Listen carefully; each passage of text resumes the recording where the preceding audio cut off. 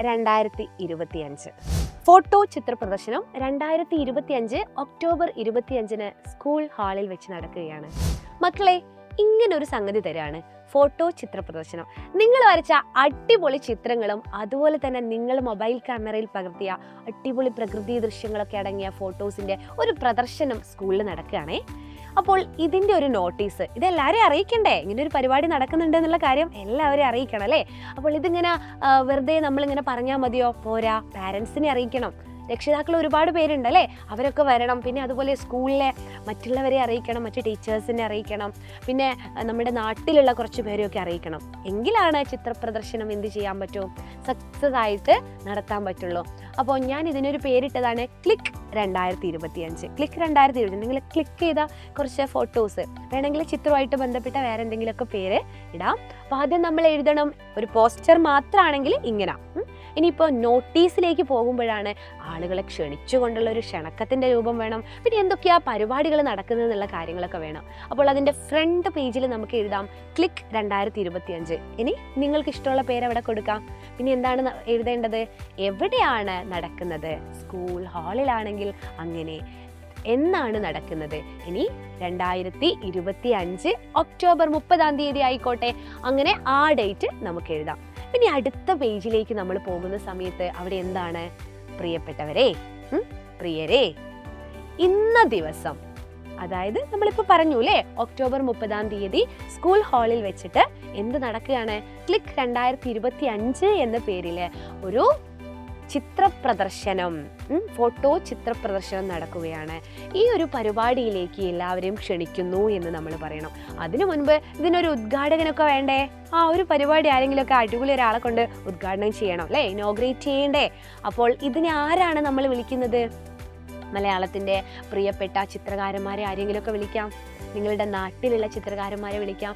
ഇനിയിപ്പോൾ അടിപൊളി ഒരു ഫോട്ടോഗ്രാഫർ നിങ്ങൾക്ക് പരിചയത്തിലുണ്ട് എന്ന് വിചാരിക്കുക, അവരെ വിളിക്കാം. ഇന്ന ആളാണ് ഉദ്ഘാടനം ചെയ്യുന്നത്. നിങ്ങൾക്ക് ആരെ പേര് വേണമെങ്കിൽ ഇടാം കേട്ടോ. പിന്നെ ഇപ്പോൾ നമ്മുടെ ലോഗോയൊക്കെ സിനിമോട്ടോഗ്രാഫർ ആരായിരുന്നു? നിമിഷ് രവി അല്ലേ? ഇനി വേണമെങ്കിൽ നിങ്ങൾക്ക് ഡയലോഗ് അടിക്കാം, വെച്ച് കാച്ചാം, പരീക്ഷയ്ക്കൊക്കെ ചോദിക്കുകയാണെങ്കിൽ നിമിഷ് രവി ആ ഉദ്ഘാടനം ചെയ്യാനെത്തുന്നു. അടിപൊളി സിനിമാറ്റോഗ്രാഫറാണ് അല്ലേ?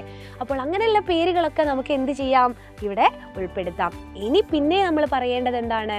കാര്യങ്ങൾ പറഞ്ഞു, എവിടെ നടക്കുന്നു, എപ്പോൾ നടക്കുന്നു. അടുത്ത പേജിലായിട്ട് നമ്മൾ എന്ത് എഴുതണം? കാര്യ പരിപാടി.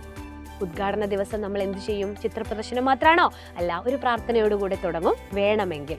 പിന്നെ നമ്മൾ വെൽക്കം സ്പീച്ച് അല്ലേ? സ്വാഗതം ആരാണ്, അതുപോലെ അധ്യക്ഷൻ ആരാണ്, പിന്നെ ഉദ്ഘാടനം ആരാണ്, പിന്നെ കുറച്ച് പേര് ആശംസ പറയാനെത്തോ. സ്കൂളിലെ അധ്യാപകരുണ്ടാവും, അതുപോലെ ഒരു ജനപ്രതിനിധി, ഒരു വാർഡ് മെമ്പർ ഉണ്ടാവും അല്ലേ? PTA നിന്ന് ആരെങ്കിലും ഒരാൾ ഉണ്ടാവും. അങ്ങനെ സ്കൂളിലൊരു പരിപാടി നടത്തുന്ന സമയത്ത് നമ്മൾ ഉറപ്പായിട്ടും PTA പ്രതിനിധികളെ പങ്കെടുപ്പിക്കണം. ഇനിയിപ്പോൾ സ്കൂളിലെ കലാ അധ്യാപകനും നിങ്ങൾ ആശംസകൾ പറയാനെത്തും, അല്ലെങ്കിൽ അവരെ നമുക്ക് സ്വാഗതത്തിൽ ഇരുത്താം. പിന്നെ നന്ദി പറയുന്നത് ആരായിരിക്കും? കുട്ടികളല്ലേ പരിപാടി നടത്തുന്നത്, സ്കൂൾ ലീഡറെ കൊണ്ട് നന്ദി പറയിപ്പിക്കാം. ഇനി ഒരു ക്ലാസ് ആണ് നടത്തുന്നതെങ്കിൽ ക്ലാസ് ലീഡറെ കൊണ്ട് നന്ദി പറയിപ്പിക്കാം.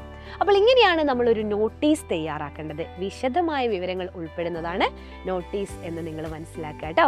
അപ്പോൾ നമുക്ക് പഠിക്കാനുള്ള പാഠങ്ങളിൽ നിന്നുള്ള ഒരു നോട്ടീസാണ് ടീച്ചർ ഇപ്പോൾ പറഞ്ഞതെങ്കിലും ഇത് കോമൺ ആയിട്ട് നിങ്ങൾക്ക് ഉപയോഗിക്കാം. ഇതാണ് ഒരു നോട്ടീസിൻ്റെ സ്ട്രക്ചർ എന്ന് പറയുന്നത്. മക്കളെ, ഇതുപോലെ നിങ്ങൾക്ക് അടിപൊളിയായിട്ട് നോട്ടീസും പോസ്റ്ററും ഇനി വേണ്ട ആസ്വാദനക്കുറിപ്പായിക്കോട്ടെ, കുറിപ്പ് തയ്യാറാക്കുന്നതായിക്കോട്ടെ, ഉപന്യാസമായിക്കോട്ടെ, ഇത്തരം വ്യവഹാര രൂപങ്ങൾ, ഡിസ്കോഴ്സസ് നമ്മൾ പരീക്ഷയ്ക്ക് കാണാറുണ്ട്. അപ്പോൾ നിങ്ങൾക്ക് എന്ത് ചെയ്യാം? നമ്മുടെ വജ്ര ബാച്ചിൽ ജോയിൻ ചെയ്തുകൊണ്ട് അടിപൊളിയായിട്ട് പഠിക്കാം. ഇനിയിപ്പോൾ വജ്ര ബാച്ചിൻ്റെ ഒരുപാട് ഫീസൊക്കെ അല്ലേ എന്ന് നിങ്ങൾ വിചാരിക്കേണ്ട. സാധാരണ ഫീസ് കുറവാണ്. ആ ഫീസിൽ നിന്നും 15% കുറഞ്ഞുകൊണ്ട് ഇപ്പോൾ നിങ്ങൾക്ക് ജോയിൻ ചെയ്യാവുന്നതാണ്. നമ്മുടെ വിദ്യാരംഭം ഓഫറാണ്. ഇപ്പോഴും സൈലം അതിങ്ങനെ തുടരുന്നുണ്ട്. എല്ലാവരും പെട്ടെന്ന്, ലിമിറ്റഡ് സീറ്റ്സ് ആണ്, എല്ലാവരും പെട്ടെന്ന് ആ ഒരു ബാച്ചിലേക്ക് ജോയിൻ ചെയ്യുക. നിങ്ങൾ ജോയിൻ ചെയ്തിട്ടുണ്ടെങ്കിൽ നിങ്ങളുടെ ഫ്രണ്ട്സിനോട് പറയാം കേട്ടോ. അപ്പോൾ താഴെ കാണുന്ന നമ്പറിലൊന്ന് വിളിച്ചാൽ മതി. അതുപോലെ VDM15 എന്ന് പറയുന്ന കൂപ്പൺ കോഡ് ഉപയോഗിച്ചുകൊണ്ട് നിങ്ങൾക്ക് ഇതിൽ ജോയിൻ ചെയ്യാം. സംശയമൊക്കെ ഉണ്ടെങ്കിൽ ഇതാ താഴെ കാണുന്ന ഈ നമ്പറിൽ അങ്ങ് വിളിക്കുക. അടിപൊളിയായിട്ട് നമ്മുടെ ബാച്ചിലേക്ക് ജോയിൻ ചെയ്യാം കേട്ടോ. അപ്പോൾ ക്ലാസ്സിൽ കാണാം.